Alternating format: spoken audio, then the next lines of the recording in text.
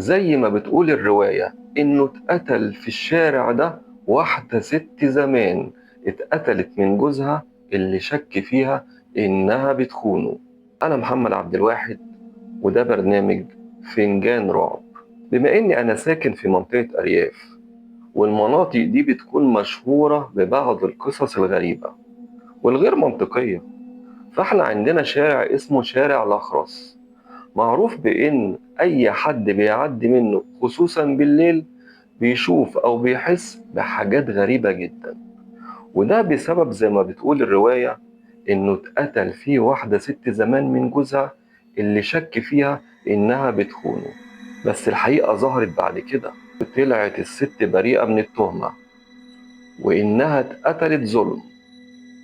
ومن ساعتها وزي ما يكون في لعنة حصلت بسبب اللي حصل في الشارع ده، بيوت الشارع كلها بيحصل فيها حاجات غريبة، لدرجة إن في بعض البيوت كان بيحصل فيها حرايق، وبعض الناس شافت وسمعت حاجات ما تدخلش العقل.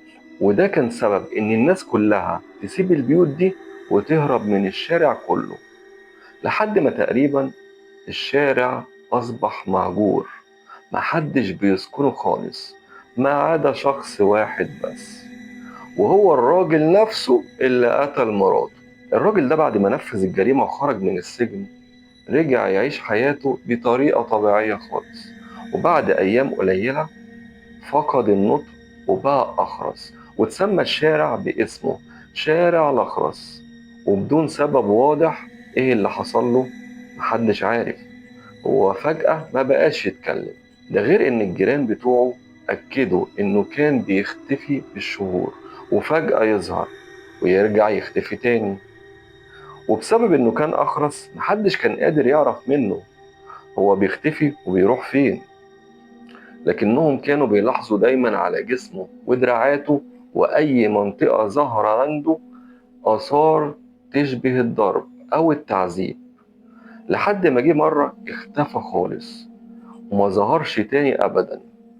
وده اللي خلى الأهالي تجمع نفسها وتروح بيته على اعتقاد إنه مات وريحته هتطلع، ومحدش حس بيه.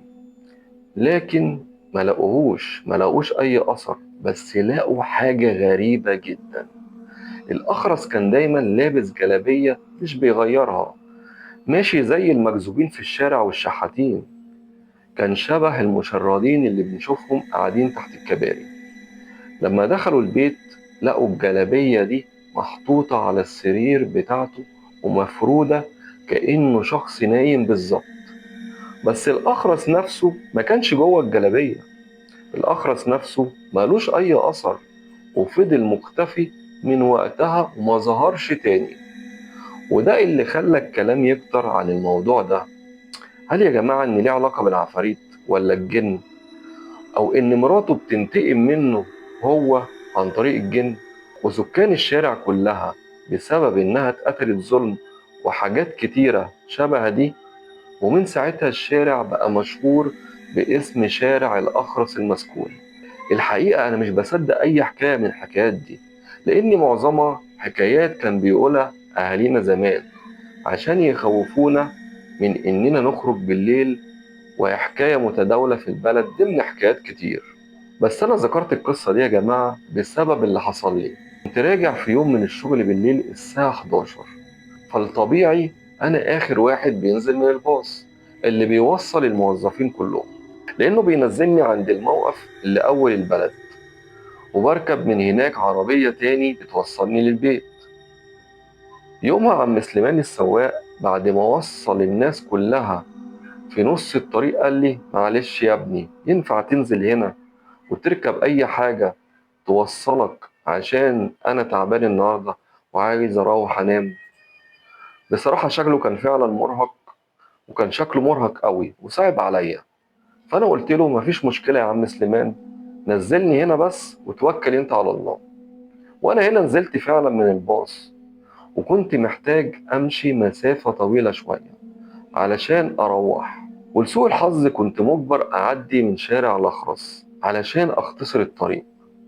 أنا أصلا كده كده مش في دماغي حاجة، مش مقتنع بالتخاريف اللي بتتقال، وعلى ما أعتقد إن دي تاني أو تالت مرة في حياتي أمشي من الشارع ده، لأنه بعيد جدا عن بيتي ومفيش مناسبة تخليني أعدي منه. آخر مرة عديت منه كان من سنين كتير وكنت لسه صغير، وكان بالنهار، بس دي كانت أول مرة أمشي في الشارع بالليل والدنيا ضلمة كحل.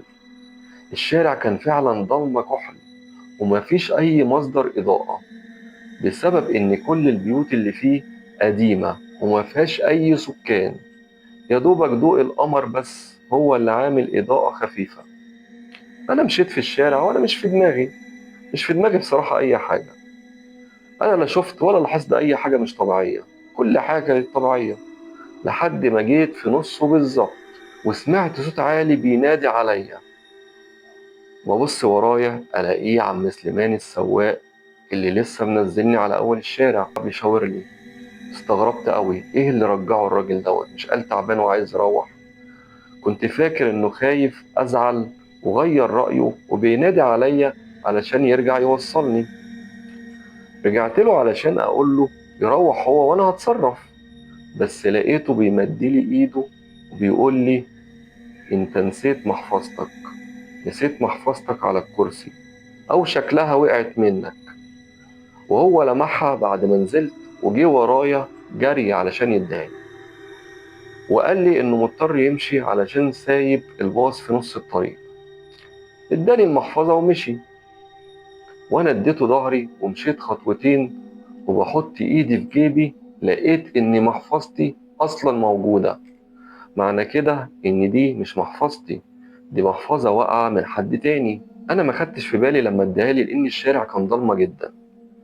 بسرعة مسكت الموبايل اتصل بيه علشان الحقه قبل ما يمشي واقول له ان مش دي محفظتي ويشوف مين صاحبها، يمكن يا عيني بيدور عليها. بس الغريب انه لما رد عليا قال لي يا ابني محفظة ايه اللي مش بتاعتك وشارع ايه اللي قابلتك عنده؟ انا بكلمك وانا على السرير في البيت. ده انا ما صدقت سبتك واكلت الاسفلت اكل وجريت علشان اروح اريح جسمي من التعب اللي انا فيه طول اليوم. انت ايه بتحلم ولا ايه؟ وفي نفس اللحظة اللي كان بيقول لي فيها الكلام ده فتحت فلاش الموبايل ناحية المحفظة اللي كنت ماسكها في ايدي علشان الاقيني ماسك حجر من الاحجار اللي بيبقوا على الارض. في الثانية دي انا جسمي اشعر وحسيت اني تلكت واتجمدت مكاني. ما كنتش قادر ارد على عم سليمان في التليفون وهو عمال يقول لي الو الو، يا ابني انت سامعني؟ رحت فين؟ بلعت ريقي وقررت اكمل بسرعة واخرج من الشارع. كنت بمد في خطواتي قوي وتقريبا بجري زي ما يكون حد بيجري ورايا. وصلت لآخر الشارع اللي المفروض نهايته بتخرجني على الطريق العمومي، بس اللي شفته ما كانش الطريق.